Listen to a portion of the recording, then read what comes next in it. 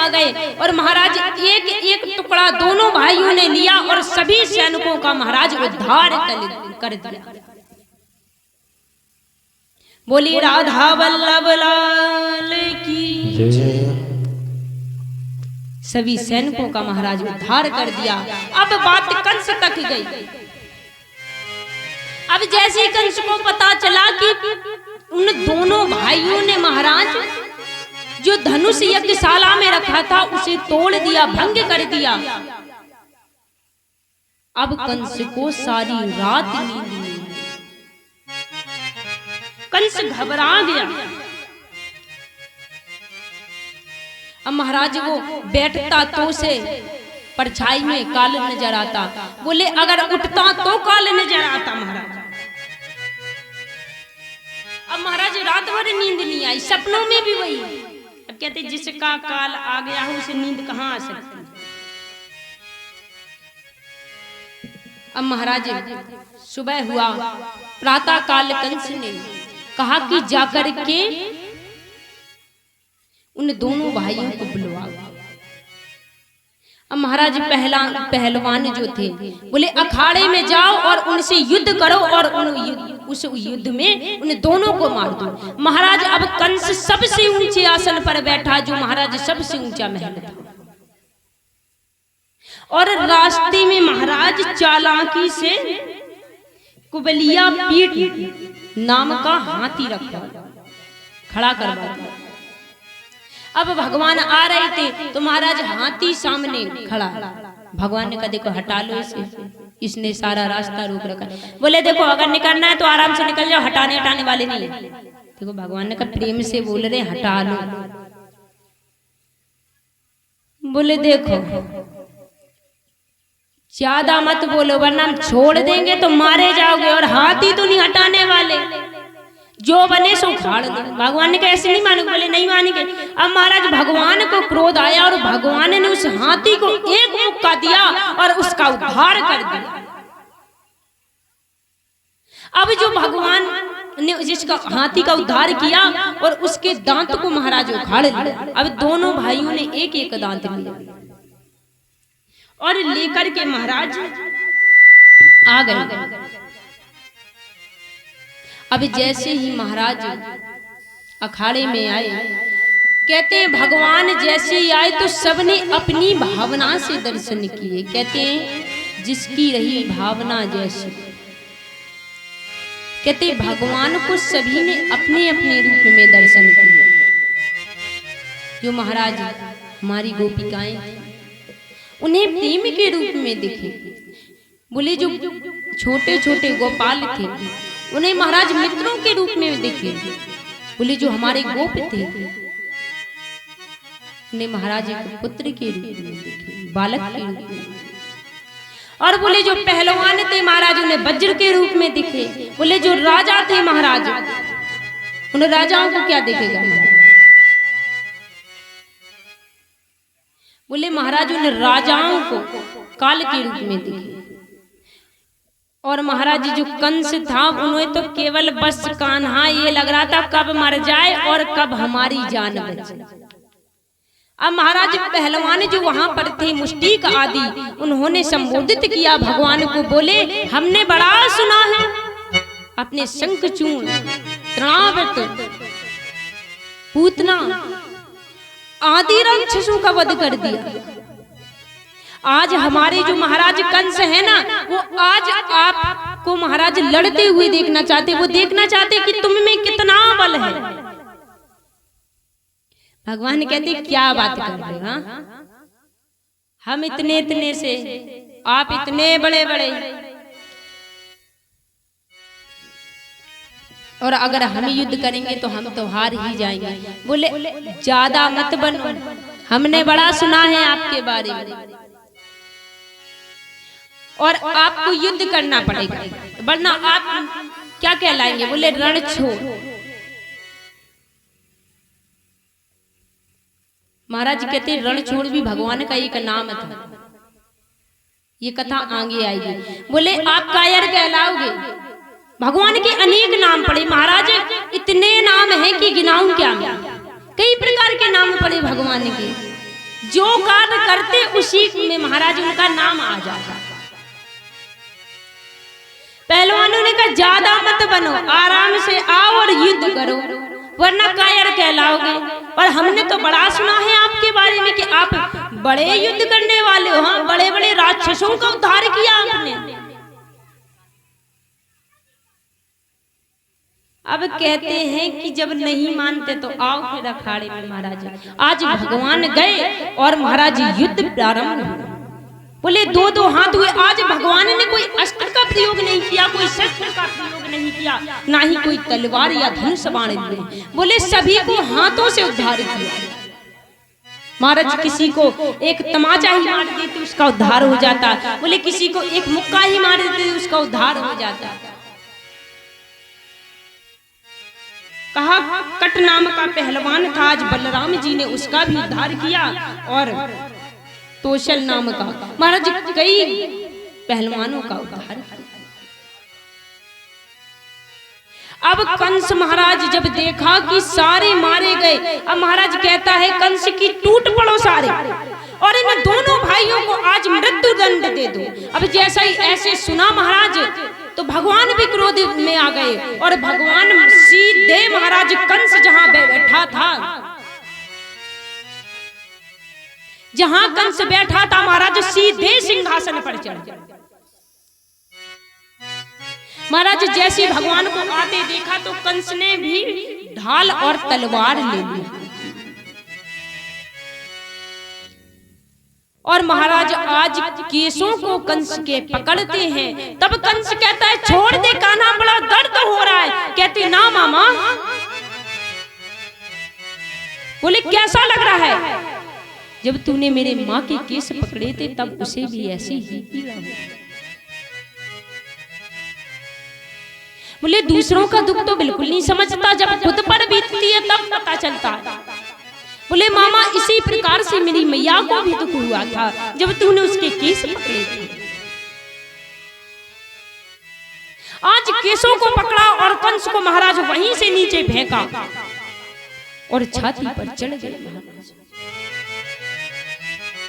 और महाराज आज कंस को भगवान ने कहा कि भगवान के 6 भाई जो थे उनको मारा था, आज भगवान ने पूरा बल डालिया। बोले हमारे बड़े ब्रजवासियों को सताया है तूने, हमारे भक्तों को सताया है, आज तुझे छोड़ूंगा। महाराज आज कंस का भगवान ने उद्धार किया। बोल बाल कृष्ण लाल की। महाराज आज सभी जयकारा लगाने लगे, सभी जय घोष करने लगे। आज महाराज जो वहां पर विराजी गोप गोपिकाएं थी बड़ी आनंदित हुई और कहती हैं जीवन की यही सच्चाई है कि सबको मर करके जाना। किस प्रकार की सच्चाई है? बोले कि कुछ पल की जिंदगानी एक रोज सबको जाना।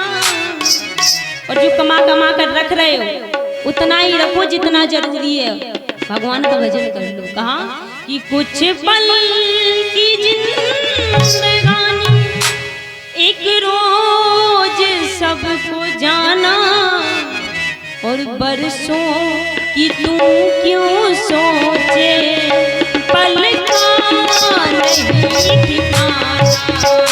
कुछ पल की जिंदगानी एक रोज सबको जाना, बरसों की क्या तू सोचे पल का नहीं ठिकाना। तो पल की जिंदगानी एक रोज सभी को जाना, बरसों की तू क्यों सोचे कल का नहीं ठिकाना। बरसों की तू क्यों सोचे कल का नहीं ठिकाना। तालियां बजा दो सभी।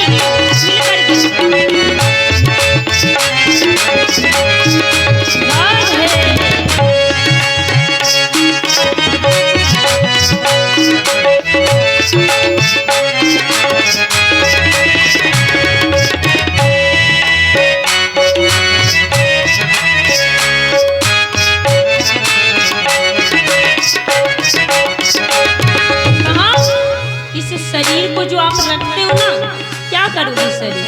अरे कुछ दिन के बाद खा के होना है। संसार को दिखाने के लिए आप इतना सजते हो कहाँ? मलमल के तूने अपने तन को है जो निखारा। ओ मलिमल की तूने अपने इसी तन को है निखारा। ईदों की खुशबुओं से महके शरीर सारा।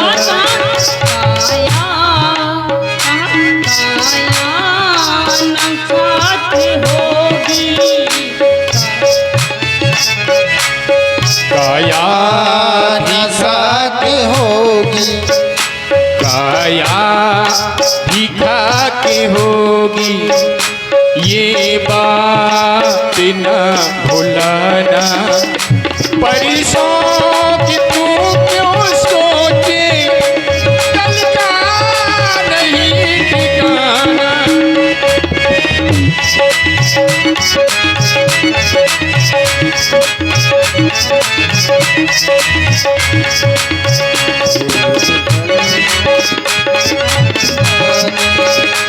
एक रोज सबको जाना, क्या तू सोचे, पल का नहीं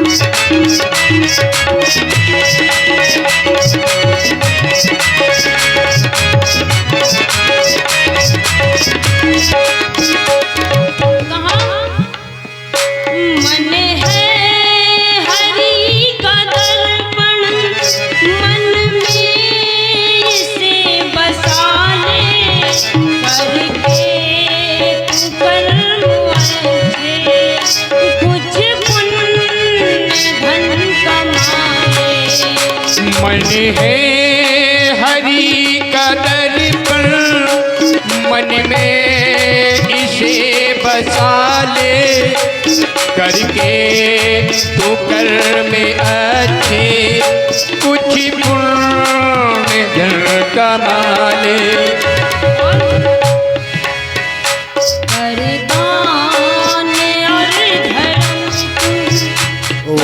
दान और धर्म तू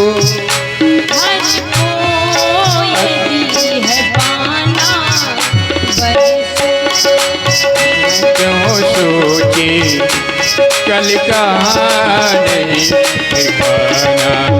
ओ एक पल की जिंदगानी, एक पल की जिंदगानी, एक रोज सबको जाना। परसों की क्या तू सोचे, पल का नहीं ठिकाना।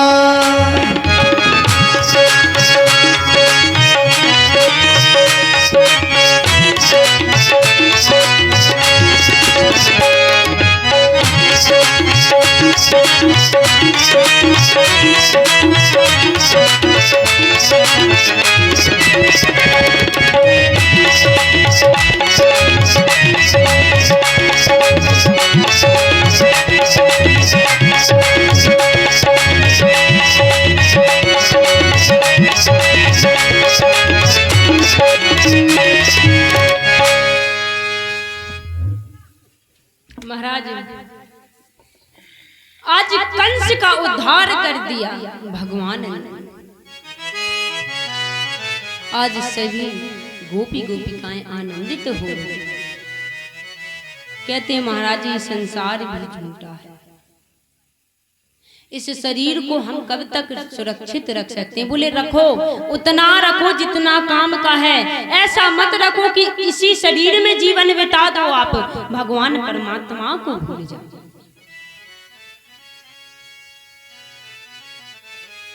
महाराज अब गए तो अब अपने माता पिता को कारागार से छुड़ाया, जो देवकी और वसुदेव जी थे, और कहा कि मातरम पितरम वृद्ध भार्या साध्वी सुत शिशु।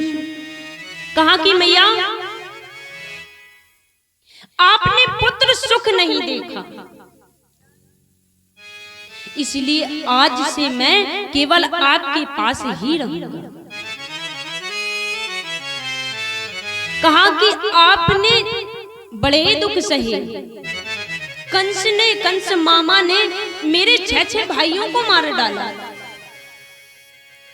परंतु अब ऐसा नहीं होगा, मैं अब आपके पास ही रहूंगा। बोले कहते हैं कि जो बालक होता है, कहते हैं माँ बाप का कर्ज कभी नहीं चुका सकता, वो महाराज पुत्र हो या पुत्री हो। कहा गया है कि अगर 100 जन्म भी ले लो आप, फिर भी माँ बाप का कर्ज नहीं चुका सकते, इतने ऋण होते हैं माँ बाप। महाराज अब भगवान यहीं पर रहने लगे मथुरा, अपनी मैया और पिताजी के साथ। अब समय आया, बोले अब भगवान गुरुकुल में पढ़ने जाते हैं, सांदीप मुनि के आश्रम जाते हैं। और महाराज आश्रम गए, अब पढ़ाई शुरू हुई और शिक्षा महाराज जैसे ही पूर्ण हुई, बोले भगवान ने इतनी गुरुजी की सेवा की, इतनी सेवा की कि गुरुजी ने प्रसन्न होकर के 64 कलाओं से परिपूर्ण कर दिया। कहते अगर गुरु चाहे तो महाराज वैकुंठ भी हमें दिला सकता है, लेकिन कब? जब बोले गुरु भी अच्छा हो और चेला भी अच्छा हो। बोले इतनी सामर्थ्य होती है गुरु। अब महाराज आई गुरु दीक्षिणा की बारी। महाराज गुरुजी का पुत्र था पुनर्तक। गुरुजी ने कहा कि एक बार मेरा पुत्र जो समुद्र में डूब गया था, मेरा पुत्र मुझे वापस दे दो, केवल और केवल मैं आपसे गुरु दीक्षा में यही मांगता हूं। अब महाराज भगवान निकल पड़े, अब समुद्र में गए, समुद्र देवता से कहा कि सुनो, हमारे गुरु का पुत्र है आपके पास, आप उसे वापस करो। तब समुद्र प्रकट होते हैं, कहते हैं महाराज यहाँ पर कोई पुत्र नहीं है, हाँ एक शंख चूर्ण नाम का महाराज राक्षस है, आप उससे पूछ सकते हैं। अब महाराज भगवान गए तो भगवान को वहां भी कहीं नहीं मिला। भगवान ने शंख चूर्ण का उद्धार किया, कहते हैं वो शंख में रहता था। अब भगवान सीधे यमपुरी में गए। अब यमराज ने देखा कि भगवान स्वयं आए हैं यहाँ पर, तो स्वागत किया। तो यमराज ने कहा कि प्रभु आप यहाँ पर साक्षात, क्या हुआ? तो बोले हुआ तो कुछ नहीं है, देखो हमें काम है, हम इसलिए आए। आप एक काम करो, हमारा गुरु का पुत्र आपके आए, उसे वापस कर दो।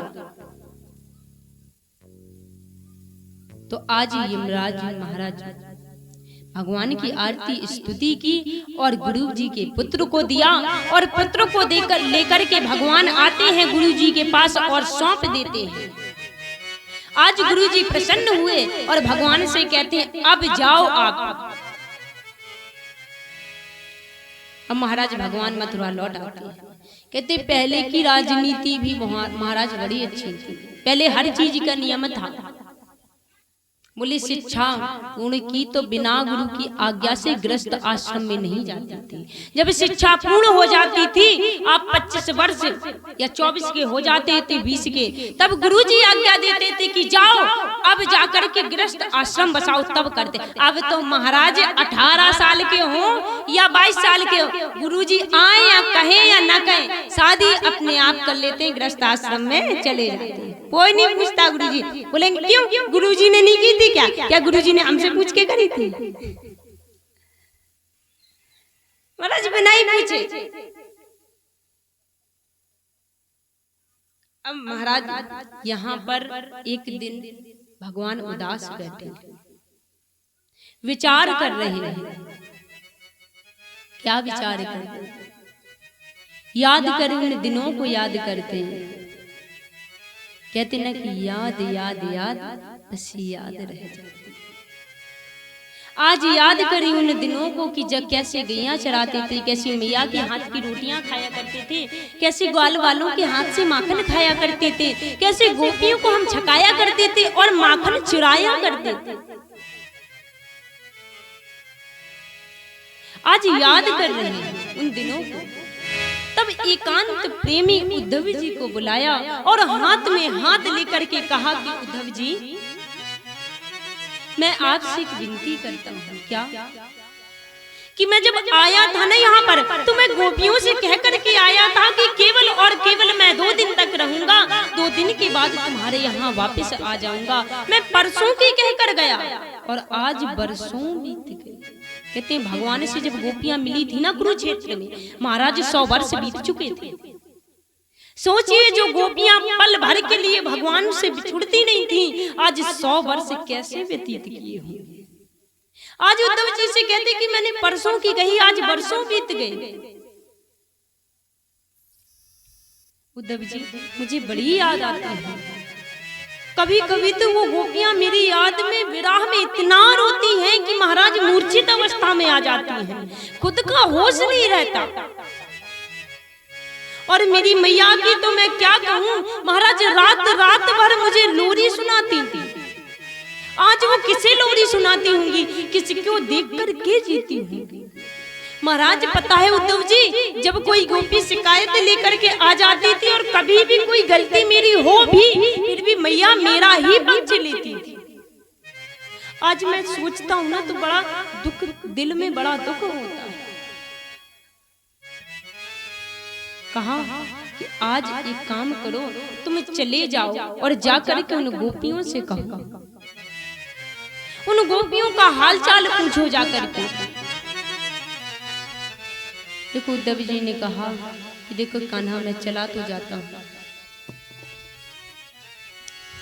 अरियादि मोहे गोकुल की आबे, यादि मोहे गोकुल की आबे, उद्धव गोरस खायो न जा, यादि मोहे गोकुल की आबे, उद्धव गोरस खायो न जा, यादि मोहे गोकुल की आबे।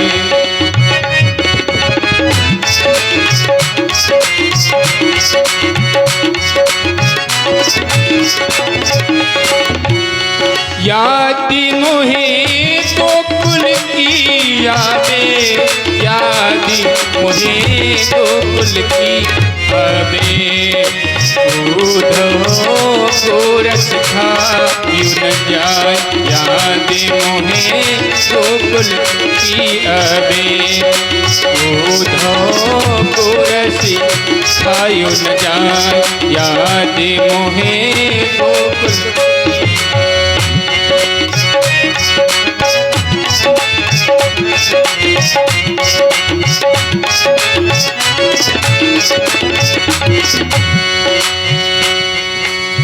नंदी बाबाना सोबत हुई, नंद बाबा ना सोबत हुई है, नंदी बाबाना सोबत हुई, नंद बाबा ना सोबत हुई है। मैया यशोदा रोबत हुई है।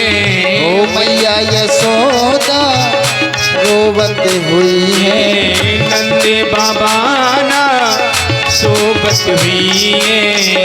नंद बाबा ना सोबत हुई है। मैया यशोदा रोबत हुई है। ओ मैया यशोदा रोबत हुई है। याद मोहे ग्वालन की आवे, याद मोहे ग्वालन की आवे।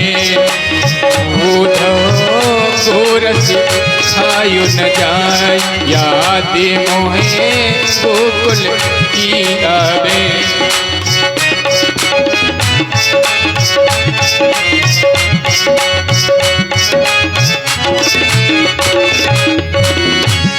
याद मोहे गोकुल की आवे, याद मोहे गोकुल की आवे।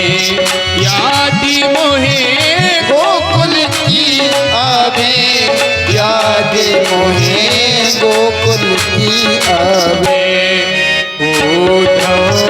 गोरस खायो न जाए, याद मोहे गोकुल की आवे।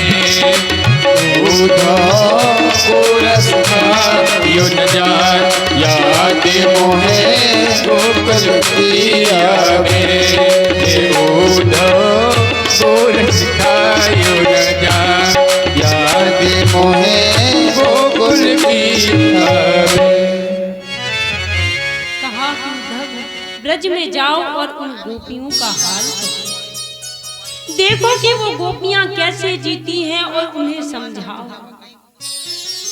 आज उद्धव जी ने कहा देखो मैं चला तो जाता हूँ लेकिन वापस जल्दी आऊंगा। बोले देखो वापस आओ या ना